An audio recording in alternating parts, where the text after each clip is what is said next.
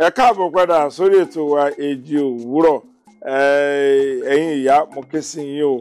Ẹ wá wo ètò tòní nítorí pé ẹ̀yin gangan ló bá wí. Àwọn ọmọ kéékèèké yìí, àwọn ọmọ ògo wẹrẹ yìí, ṣé báwo lẹ ti ń tọ́jú wọn? Ṣé àwọn ọmọ yìí náà náwọn ìwà tí wọ́n ń wù lọ́tọ̀? Ohun tá a sọ pé a gbéyẹ̀wò lónìí rèé. Mo ní ngbà kan mo ti rí ọmọ tó sunkún tó ń béèrè lọ́wọ́ ìyá rẹ̀ ò fún. Àmọ́ ń gbò wá sunkún títí ọmọ ìwá sunkún ó sùn.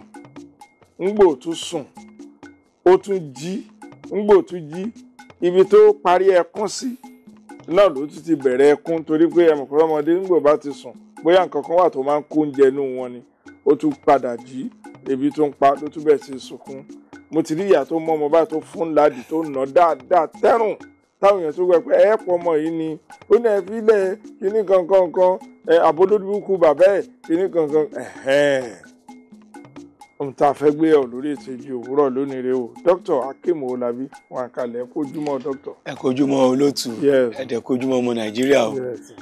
Àkí gbogbo wa nílé akú ti epo yìí ó ti ń wálẹ̀ ń sìn. Mi ìfẹ́ bá wọn sọ pé ó ń wálẹ̀ o torí mi ò tí ì róye o. Ọlọ́run á bá wa tún Nàìjíríà ṣe. Ọ̀wọ́n gógó lèmi sì ń rà o mi wàá mọ títí. Ó ti ń wálẹ̀ díẹ̀díẹ̀. Ṣé rí àwọn ọmọdé wọ́n kúkú ń kẹ́kọ̀ọ́ látijọ́ tàdé ti bí ọmọ lọ́mọ ti ń kẹ́kọ̀ọ́ bí ẹ ṣe bílẹ̀ báyìí ti ń kẹ́kọ̀ọ́ ṣùgbọ́n ọ̀gọ̀rọ̀ àwọn èèyàn ò mọ̀ ọmọdé ń kẹ́kọ̀ọ́ láti kékeré bẹ́ẹ̀ yẹn. Ṣé mọ̀ pé nǹkan tá a fi ń kẹ́kọ̀ọ́ láyé ẹ̀yà ara wa bíi 5 ni. Nínú àwọn ẹ̀yà tá a fi ń kẹ́kọ̀ọ́ ni ojú, ahọ́n, àtẹnu, imú wà nínú àwọn nǹkan tá a fi ń kẹ́kọ̀ọ́. Bẹ́ẹ̀ náà ni ọwọ́, ẹsẹ̀ àti ara wa. Tá a bá kọ́kọ́ bí ọmọ kékeré tí ẹ bá kọ́kọ́ bí lénìí ó ti bẹ̀rẹ̀ sí ní kẹ́kọ̀ọ́ láti ní lọ ṣùgbọ́n àyà yín lẹ́nu pé báwo ló ṣe fẹ́ kọ́. Tá a bá kọ́kọ́ bí ọmọdé tá a bí sílẹ̀ ẹ̀kọ́ tá a kọ́kọ́ kọ́ ni ẹ̀kọ́ àyíká ẹ̀. Ẹ̀kọ́ àyíká, irú àyíká wo ni a bí sí?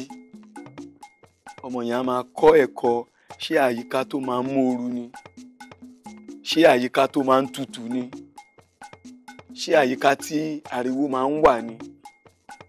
Irú nǹkan wo la fi ń gbé ọmọ yẹn dání?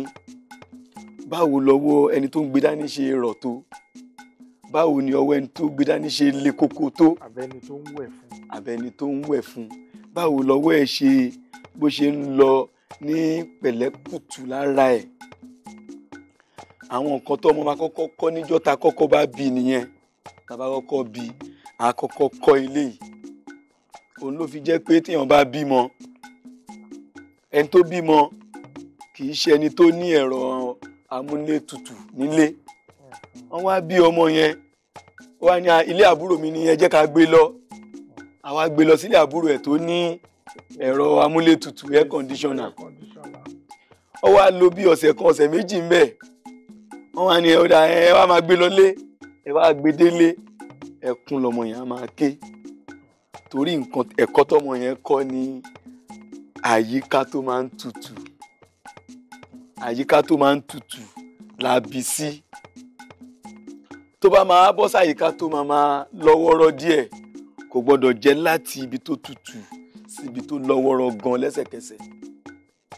Nǹkan tẹ́ fi máa mọ̀ pé ọmọdé ń kẹ́kọ̀ọ́ nìyẹn. Tẹ́ bá tún bí ọmọ tó yẹ pé ńgbà tẹ́ kọ́kọ́ bí kẹ́ tó ṣe nǹkan fún ẹ rí pé àwọn nurse wọ́n á ní ẹ máa nu ẹnu ẹ̀, ẹ kó imú ẹ̀.